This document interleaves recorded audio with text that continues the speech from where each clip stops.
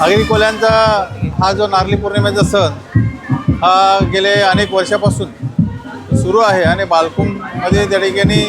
गेल्या अनेक वर्षापासून नारळी पौर्णिमेचा सण साजरा केला जातो आणि आगरी कोल्यांची शान आहे।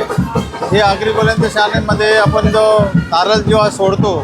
त्याच्यानंतर मच्छीमार त्या ठिकाणी समुद्रामध्ये उतरतात आणि याच्यामध्ये जो आज उत्साह बघितला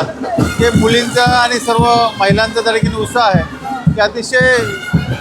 जोमाने त्या ठिकाणी हे सर्व लोक त्या ठिकाणी उपस्थित राहिलेले आहेत आणि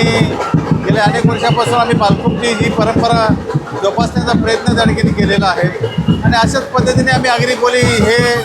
प्रत्येक भागांमध्ये ज्या ज्या ठिकाणी त्या ठिकाणी समुद्रकिनारी आमच्या आगरी कोळी बांधव त्या ठिकाणी राहतात आणि ज्या प्रत्येक गावामध्ये हे सर्वच आगरी कोळी बांधव राहतात त्या आगरी कोल्यांची जी संख्या त्या ठिकाणी जर आपण बघितली तर अतिशय मोठी आहे आणि त्या ह्याच्यातनं आम्हाला चांगल्या पद्धतीने आजपर्यंत सर्वांचं सहकार्य त्या ठिकाणी आम्हाला मिळत आहे आणि त्या सहकार्याच्या माध्यमातून आम्ही हा कार्यक्रम त्या ठिकाणी साजरा केला जातो। पुढेही आम्ही नारळ सोडण्याचा जो कार्यक्रम आहे त्या कार्यक्रमालाही त्या ठिकाणी सर्वच लोक त्या ठिकाणी